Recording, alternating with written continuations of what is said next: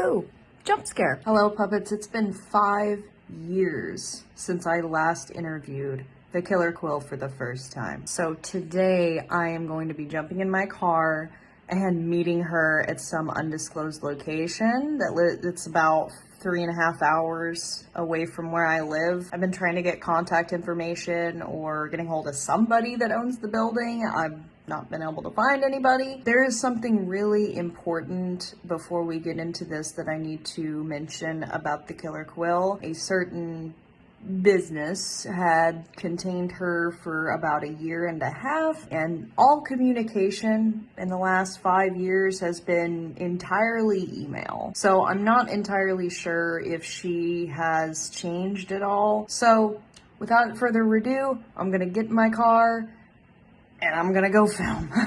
I'll see you on the other side. Bye.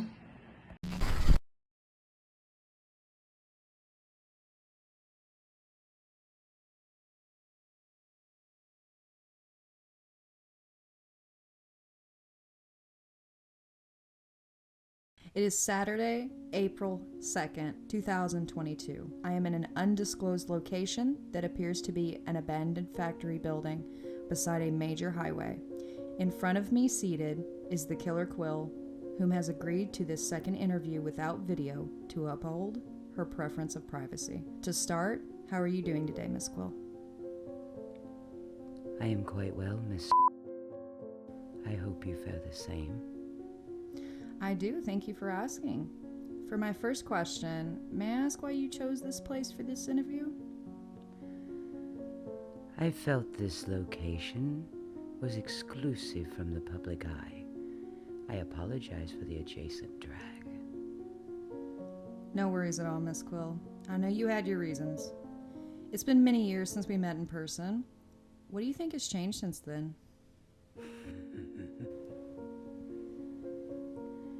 Other than yourself, I feel as though I have recasted a great deal, in more ways than one.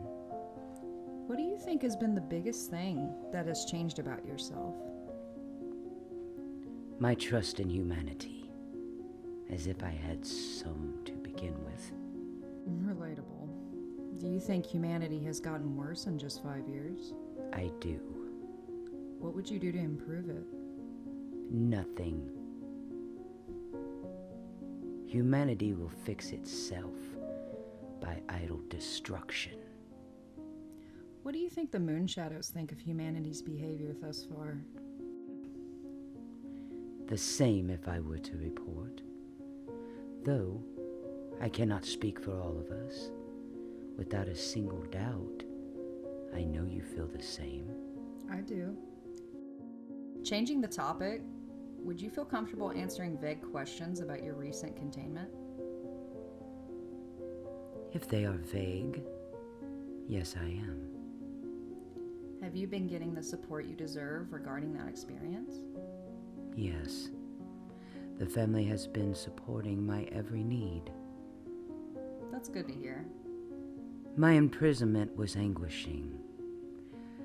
The sheer amount of testing and mental examinations was ghastly. I was told you were contained officially for 1.5 years. What did you do in your personal time? They allowed me to continue my penmanship. However, I was postulate that they allowed this for experimental purposes. It was another test ran on you?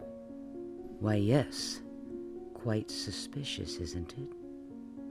Why else would they contain for public safety, yet also allow the prisoner to continue their tool that placed them in containment first and foremost?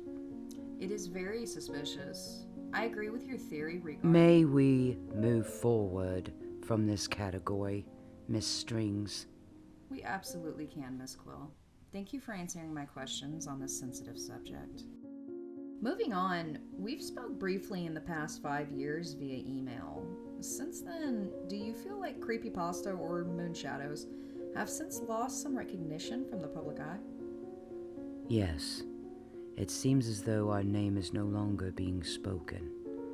Though, this could be an advantage. Being prominent in society could draw undesired attention. I've asked you in the past, but to reiterate, from your generation to now, you've seen a lot of things change. Is the attitude towards moon shadows changed from the 1920s to now? Rightly so. The bygone attitude consisted of many people not having knowledge of us or creating myths. In the modern era, we have been conceived into a culture and romanticized. This in particular has been quite interesting, and in some ways, very jarring. How do you feel about being romanticized by the internet as well as some of my fans? I have no ill feelings towards it. In parallel, I find it endearing. Many decades have passed without humanity taking notice to me. To be recognized has been a pleasant feeling. Absolutely. So I asked the fans for some questions to ask you. Would you be okay answering some of them? Of course. Inquisitive creatures, aren't they? Very much so. Perfect. Let's go ahead and get started with them.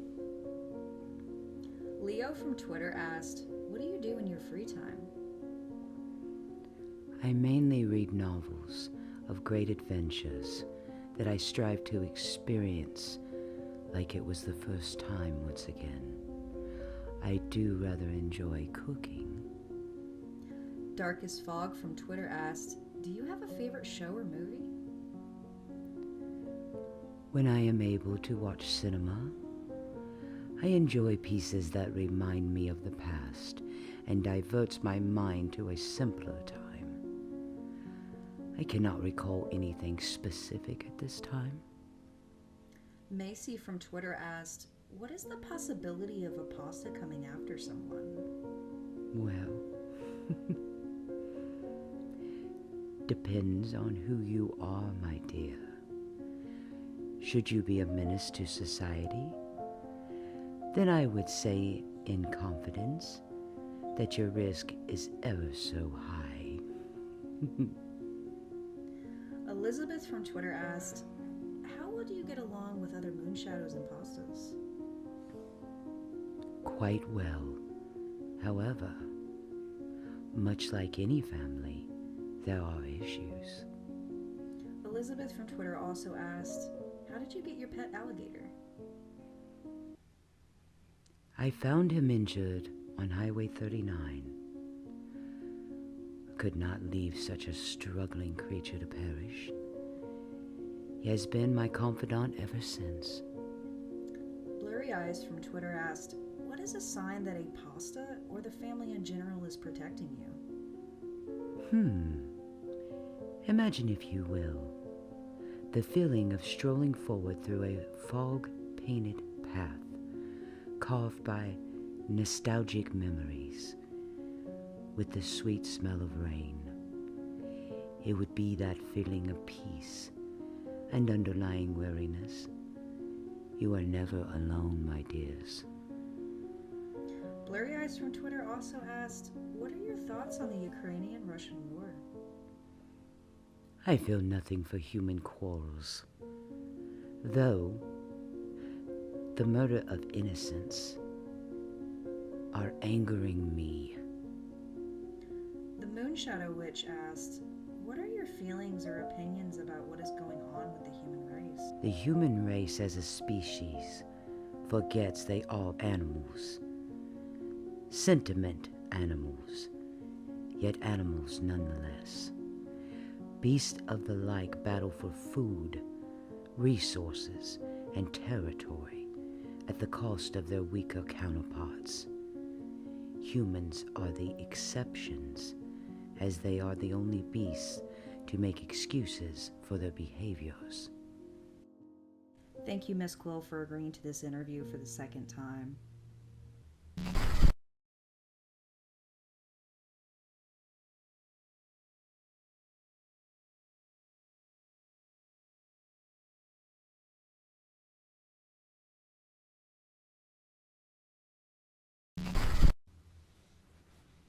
We are everywhere, rarely seen, but always watching.